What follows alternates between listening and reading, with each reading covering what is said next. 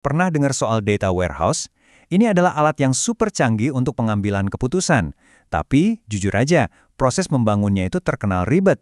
Nah, kali ini kita akan bedah tuntas blueprint-nya, biar proyek Anda bukan cuma jalan, tapi juga sukses besar.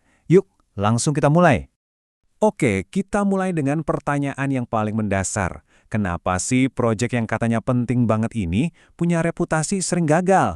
Seringkali ini bukan karena teknologinya yang salah loh, tapi lebih karena hal-hal fundamental yang justru terlewatkan. Dan inilah beberapa biang keladi utamanya. Mulai dari sistem lama yang, susah banget diajak kerjasama, data yang kualitasnya, ya gitu deh, nggak konsisten. Sampai masalah yang paling krusial, kurangnya dukungan dari para petinggi. Anggap aja ini jebakan-jebakan umum yang bakal kita pelajari cara menghindarinya. Baik, dari masalah kita langsung lompat ke solusi. Kunci pertama dan yang paling menentukan dari semuanya, itu justru datangnya dari atas, dari puncak pimpinan. Tanpa ini, fondasi proyek dari awal udah goyah. Kalimat di slide ini benar-benar merangkum semuanya. Ini bukan sekedar saran ya, tapi udah jadi syarat mutlak. Tanpa komitmen penuh dari para bos, proyek sebesar ini bakal gampang banget kehilangan arah di tengah jalan. Jadi gini, dukungan eksekutif itu bukan cuma soal tanda tangan di atas kertas. Ini soal dapat lampu hijau buat mengakses sumber daya yang kita butuhkan. Dan yang lebih penting lagi, memastikan kalau proyek ini sejalan sama tujuan besar perusahaan, bukan cuma jadi proyek IT yang jalan sendiri. Oke, dukungan udah di tangan. Sekarang, saatnya kita bikin peta jalannya, rencana strategisnya. Rencana yang matang inilah yang memastikan proyek kita nggak cuma jalan, tapi sampai ke tujuan yang tepat. Tolong diingat prinsip emas ini. Data warehouse itu ada untuk menjawab kebutuhan bisnis. Jadi jangan pernah mulai dari pertanyaan, teknologi apa nih yang paling canggih?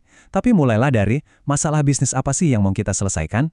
Dan ini dia alur mainnya, sebuah proses yang terstruktur, mulai dari perencanaan, pemodelan data, terus proses ETL, yaitu extract, transform, download, atau gampangnya, proses ambil, olah, dan masukin data, lalu pengujian, penerapan, sampai pemeliharaan. Setiap langkah ini penting banget, nggak bisa dilewatin.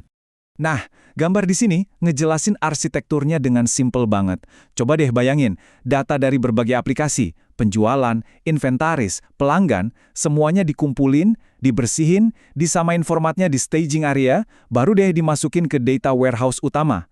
Ini ibarat pabrik yang mengubah data mentah jadi wawasan bisnis yang super berharga. Dalam membangunnya, ada dua mazhab utama nih. Pendekatan top-down itu mulai dari pertanyaan, tujuan besar bisnis kita apa? Sementara bottom-up mulai dari, data apa aja yang kita punya sekarang? Nggak ada yang salah atau benar loh. Pilihannya tergantung strategi dan kondisi data di perusahaan Anda. Oke, dukungan udah, rencana beres. Sekarang, siapa yang bakal ngerjain ini semua? Nah, ini bagian soal ngebentuk tim impian, tim juara.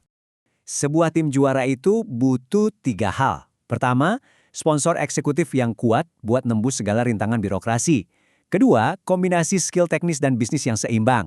Dan yang ketiga, jangan lupa, harus ada rencana pelatihan biar timnya makin jago. Kalau kita intip alokasi anggarannya, coba perhatiin deh. Porsi terbesarnya itu seringkali orang, yaitu para ahli yang merancang dan membangun sistemnya. Ini jadi bukti lagi kalau investasi ke orang yang tepat itu emang paling krusial. Sekarang kita udah tahu apa yang harus dilakukan.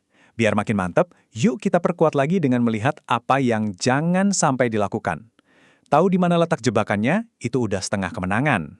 Ini dia daftar dosa-dosa fatal yang sering banget terjadi. Mulai dari terlalu silau sama teknologi, tapi lupa sama orang dan prosesnya. Sampai punya ekspektasi yang terlalu muluk.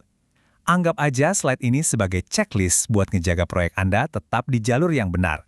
Pada akhirnya, ini dia kesimpulan utamanya. Kita harus berhenti melihat data warehouse sebagai sekedar proyek IT.